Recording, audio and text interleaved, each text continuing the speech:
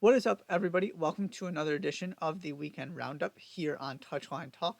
Thank you so much for tuning in. As always, be sure to hit that subscribe button so you don't miss any of the content going up on the channel. If you are looking for Champions League final thoughts, I have a different video dedicated exclusively to that I posted right after the game.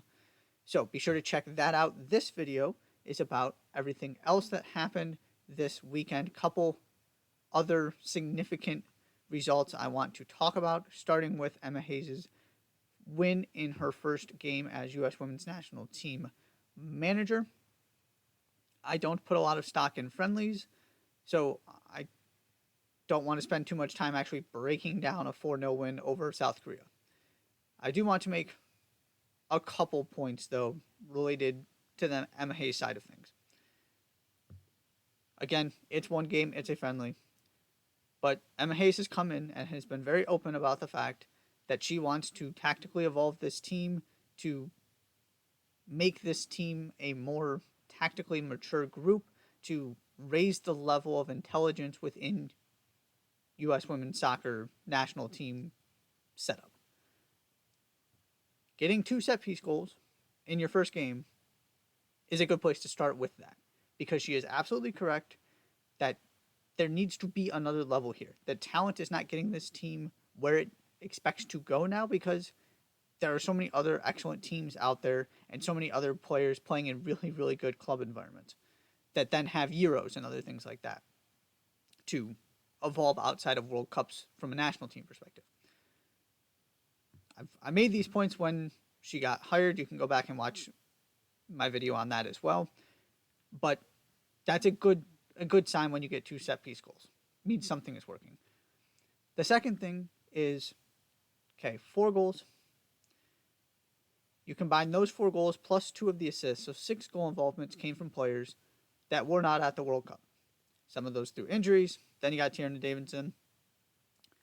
But it's another important thing to remember about this team, that they were nowhere near full strength at the World Cup, and that matters. As much depth as they have, you don't just replace Mallory Swanson, Becky Sauerbrunn, Katarina Macario, etc.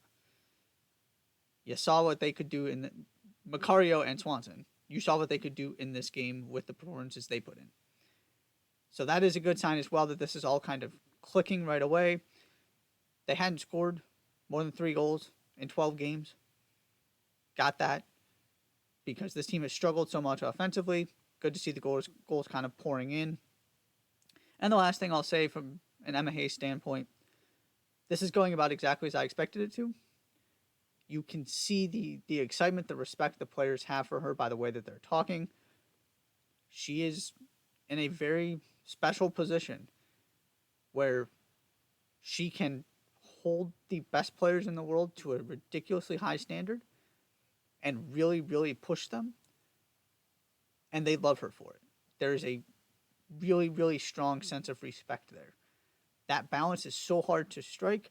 You have to have a certain credibility as a manager that very few do, but Emma Hayes does in order to make that work. And then you got to have the leadership ability to actually pull it off. Emma Hayes does. Gets a 4-0 win to start her tenure as U.S. Women's National Team manager.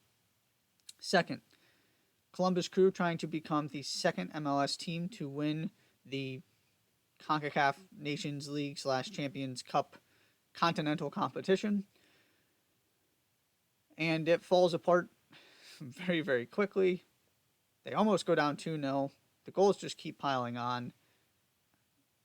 And Pachuca hands them a 3-0 loss that easily could have been 4 or 5. No, it's not great to be playing in that elevation, in the physical surroundings of that stadium from a location standpoint, but that's not what decided this game. The Crew didn't show up. And I mean, they had a chance here or there, but they got thoroughly outplayed and destroyed. Which happens from time to time. I mean, that is Salman Rondon out there, and Salman Rondon takes a lot of flack, but he also spent most of his career in the Premier League, and it's not like he's 42 years old. That's a really good player, and he showed it in this competition by just destroying MLS teams. But this is also a mid-table average Liga MX club, and this is the Columbus Crew. So you look at the last 3 seasons, and I would argue the MLS teams have gone in as favorites. Sounders, LAFC, Columbus Crew.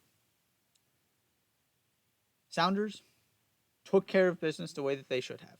They got a draw on the road when it was back and still 2 legs, and then 3-0 win at home. It was a coronation by the time that game ended.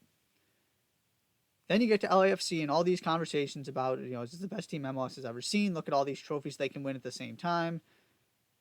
And they lose both legs in the final to a team they should have beaten. And now, different setup. Crew have to go down to Mexico, play this game on the road. But another one of these teams hyped as maybe the best in MLS history. The standard bearers of the league because they won MLS Cup without coming close to winning the Supporters' Shield. Now, I do believe there is an argument they were the best team in MLS last season because of the fact that Wilfried Nancy was coming in. They were figuring out how to play. Diego Rossi came in. But they were not the best team over the entire season.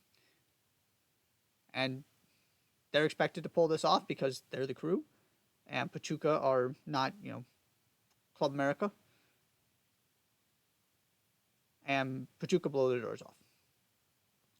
It is a really good step and a really good, important sign that MLS is now getting to these continental finals and being favored.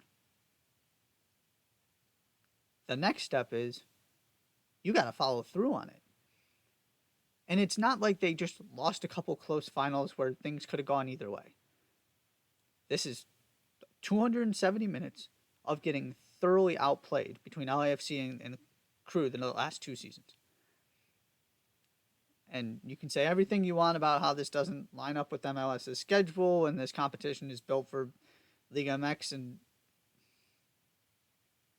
that does not really apply as much at this point. This is where MLS should be at their best because the season's about halfway done. And they've laid 2 eggs in the last 2 years in the finals they should have won, which is exceptionally disappointing and something that needs to be righted if you're going to get on the same level as Liga MX, because they're inching closer, they're making progress. This is kind of the next step in this journey, and the Crew are not able to make that leap, and it is Pachuca who win the Champions Cup. A couple other things I want to mention real quickly. He did get sent off, but Federico Bernardeschi was really, really good. Again, he is tearing up MLS right now for Toronto. Toronto are actually winning games. I'm to the point, and I know, haven't had a lot of Lorenzo Insigne this season, but this actually looks like it's working now. It's been a disaster, but with the right wing back situation, John Herdman coming in, they seem to have figured out a way to make Federico Bernardeschi a absolute monster. And I'm a believer that this is real, that this is the Toronto FC you're going to see moving forward. Staying in MLS, Chicho Arango scores the goal of the season, probably. It's going to be hard to beat that. Picking out the goal from his own side of the field. This guy is absolutely incredible. I still do not understand why LAFC were willing to let him go. And now Real Salt Lake are benefiting, and he would be the runaway MVP of this league if that guy named Messi wasn't here. Final thing, a little positive note for U.S. men's national team developments over in Italy, as Valencia are back in Serie A with Tanner Tessman and Gianluca Busio, American ownership. So they get through the promotion in Serie B. Very cool story there. More U.S. internationals going to get to play in Serie A next season. That is always a good thing. And specifically, Busio might put him kind of back onto the radar, where it's easy to forget about him when he's not necessarily getting called into camps and he's down in Serie B. But he will be back in Serie A next season, assuming he stays with his club. That is all for the weekend roundup. Thank you so much for tuning in. Be sure to hit that subscribe button, and I'll see you next time.